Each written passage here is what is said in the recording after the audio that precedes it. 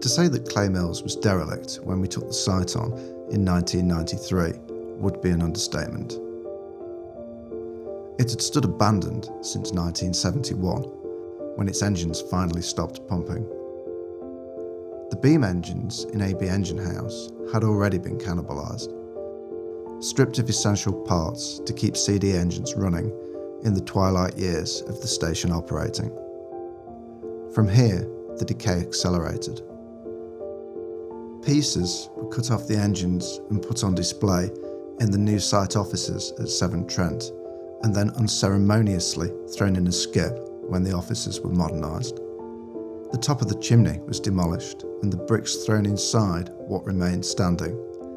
Despite the valiant efforts of the final foreman, George Mander, to preserve what was left of an already tired site, he was unable to stop it from sliding into total dereliction and decay. Realising that all was lost, he set about dismantling and moving all of the small ancillary engines that made the site run, and sent them to small industrial museums throughout the UK to save them from the scrapyard. He cared deeply about the site, so he made the museums promise that they would return them if Claymills were to be saved. While it stood empty, the leaky roofs and groundwater slowly flooded the lower pump levels, and everything corroded. The site was slowly dismantled by metal thieves that systematically stripped all of the copper and brass fittings throughout the station. This once beautiful cathedral of steam, engineered by the proud Victorians, slowly deteriorated, becoming home to pigeons and rusting away. Finally, the site was earmarked for demolition, and its fate of becoming another memory of Britain's once proud industrial heritage consigned to the history books as the people that once worked here slowly dwindled seemed inevitable. When Terry Tricker was appointed as the district manager of Severn Trent, amongst the first paperwork to cross his desk was the executive order for the demolition of Claymills. As he read the paperwork, he paused and decided he needed to understand what it was he was about to consign to rubble. So he organised a site visit and brought his family along. As he entered the site, he immediately knew that this was a piece of Burton-upon-Trent's history and that it had to be saved. This is where our story began. Ours is a story of blind optimism in the face of overwhelming adversity, of stubborn determination to resurrect this smashed piece of history and restore it to something that resembled its former glory. To begin with, we had no plan. The Pumping Engine Trust started with a hastily organised meeting at the Willington Power Station Social Club. And from here, a few people, many of whom were initially unaware of the challenge that lay before them, assembled.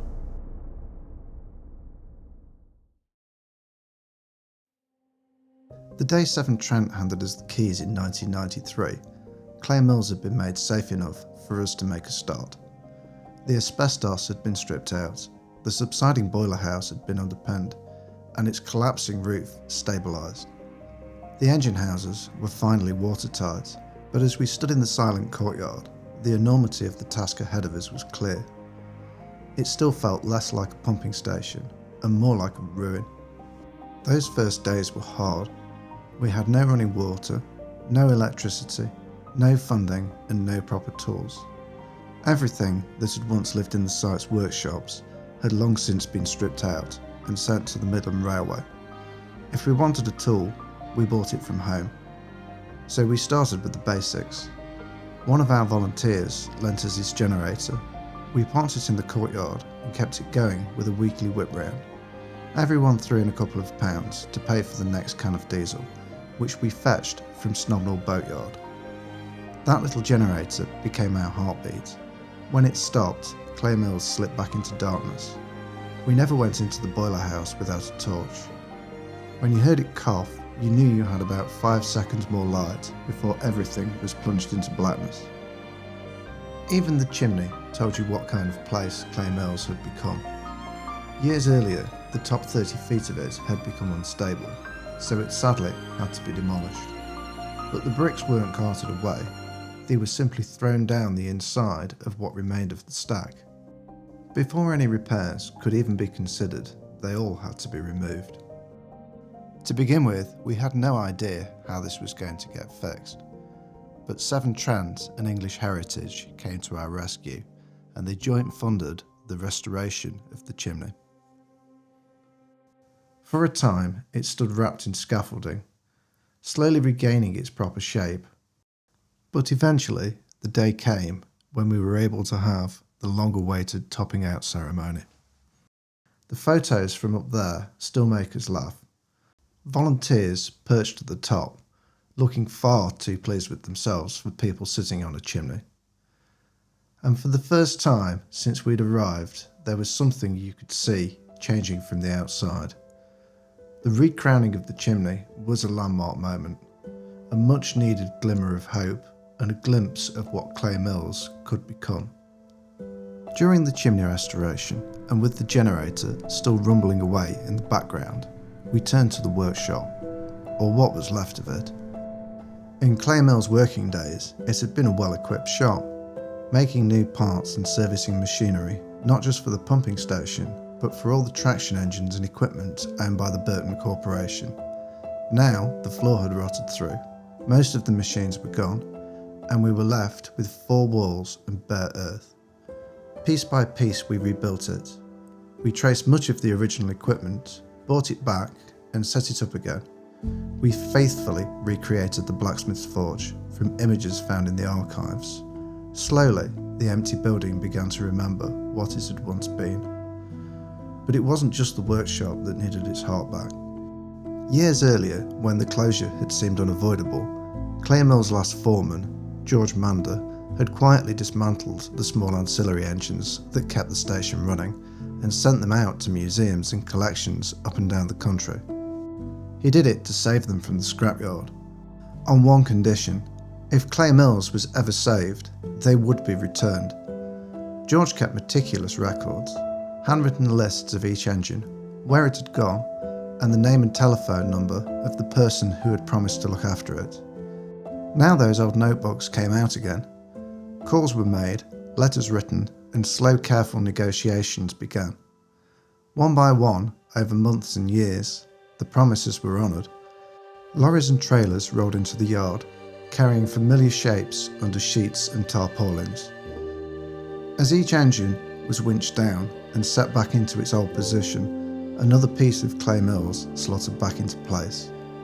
Almost all of them returned. Claymills was never going to be rebuilt from a catalogue. A huge part of our work has been archaeology. Instead, it came back to life as a kind of industrial jigsaw, painstakingly pieced back together from memories, archive photos, scrap, and the goodwill of other sites. Our volunteers' care and attention to detail is everywhere, right down to the bowler hat that hangs in the workshop office, just as it always did. Our big radial arm drill had spent its retirement in a Midland Railway hedge, half buried in nettles until it was spotted, winched out and brought back home. The long bed lathe came from Bamford Mill when it was converted into housing. Not the original, but a close enough likeness to stand in its place and do its job. Even the workshop floor has its own story. The wood blocks came from Rugeley A power station. Every block we set down carried a little bit of another lost site into Claymills, stitching together fragments of Britain's industrial history beneath our feet. As more of the smaller engines came back, we needed somewhere to show them properly. The original E-engine house, which had been built in 1914 to house a large electrically driven pump, had been demolished in the 1980s, leaving only its foundations. On those old footings, we raised a new E-engine house to display the homeless engines whose original locations had vanished and to give them a permanent home once more.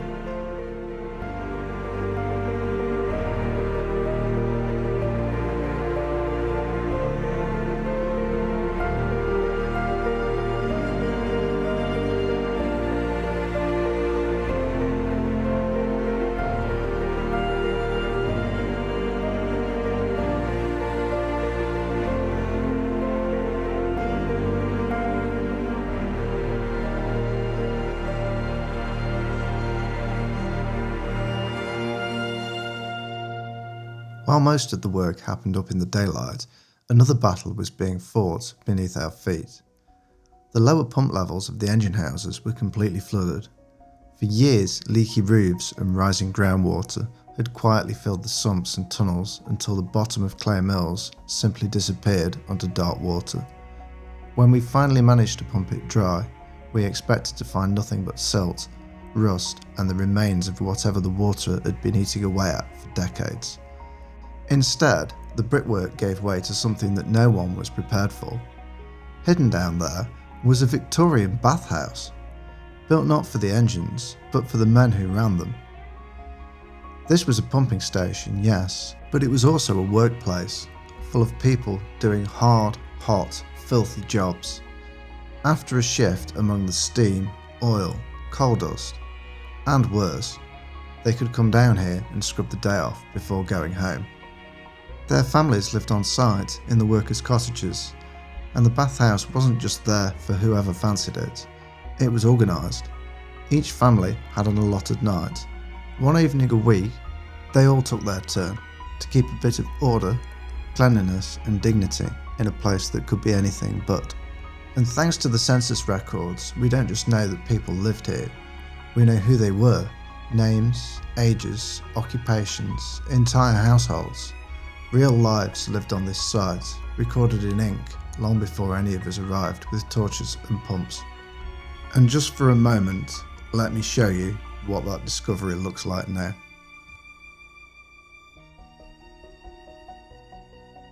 What you're looking at now is the bathhouse restored, not reinvented, not modernised into something it never was, but brought back so you can understand what it meant. This is the level of care and attention to detail our volunteers have lavished throughout the entire site. Discovering the bathhouse was a reminder that Claymills had never just been a machine, it was a community. But to bring that community back to life, we needed steam. None of the boilers had a valid safety certificate. They hadn't seen proper inspection since around 1970. The first we brought back into steam was boiler number 5. To get there, we had to strip away the surrounding brickwork, expose the old shell, and painstakingly replace the fusible safety plugs on the fire tubes. Every weak point and corroded plate had to be welded and repaired. Every joint checked and tested. It was dirty, claustrophobic work. All the while, we were confronting the scars left by metal thieves. Every brass and copper fitting throughout the site had been stripped away in the years it stood abandoned. The elegant oil reservoirs that once sat on the engines were gone. The boiler house pipework was bare. We had to recreate every single oil pot and feed, turning and fabricating replacements one by one. The boiler fittings came back from a stroke of luck and quick thinking. When Mapley Hospital in Nottingham scrapped their Lancashire boilers, word reached our volunteers. They rang up and quite simply asked whether the valves and gauges could come to Claymills instead of going for scrap. The answer was yes. The fittings were unbolted, loaded up and driven back to Burton, where they found new lives on our own boilers. Once again, parts of another vanished works found a second life here. The first time we opened to the public under steam was in 1994. Our own boilers weren't ready, so a visiting steamroller stood in as our temporary boiler, its chimney puffing away in the yard. From that borrowed steam, we ran the dynamo house, which we've since learned is the oldest working example in the country. And once again, it produced electricity, just as it had for the pumping station and the workers' cottages. For visitors, it was a charming curiosity. For us, hearing the dynamo hum into life once more was a promise that the great engines themselves would not be far behind. In 1998, we reached a day many thought would never happen. After 5 years of thankless toil, boiler number 5 was finally ready for its safety inspection. We waited nervously as the inspector pored over the boiler, asking questions and thoroughly checking every square inch. After what seemed like an eternity, he finally gave the new boiler his seal of approval. For the first time in 30 years, one of Claymills' Lancashire boilers was certified to make steam. On a crisp December morning, when that momentous day finally arrived, there was only one choice for who would light the boiler. It was George Mander, the man who had done so much to save the ancillary engines from the scrapyard. Watching him set the first fire beneath those tubes again, in the same house that he had once shut down, was like watching a circle close.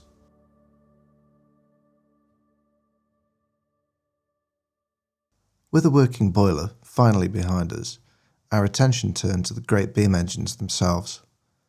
We began with the CD engine house. These were the last engines to run before the station closed. George had done his best to keep the brightwork oiled, hoping to keep the rust at bay. Even so, what we found years later was a sorry sight. Every brass oil reservoir was gone. Copper expansion joints had been stripped out, and most of the bronze bearings had vanished, taken by metal thieves during the long years of abandonment. What remained was in pieces, frozen in place and scarred by neglect.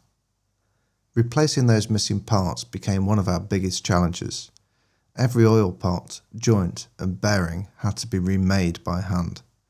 It took patience, ingenuity, and no small amount of improvisation. We worked with the tools that we had. Our approach wasn't always orthodox, but always with care, and we got the job done. Slowly, piece by piece, the engines began to regain the details that made them live, not just move. And every day, we inched towards seeing one of these 6-story tall behemoths come back to life.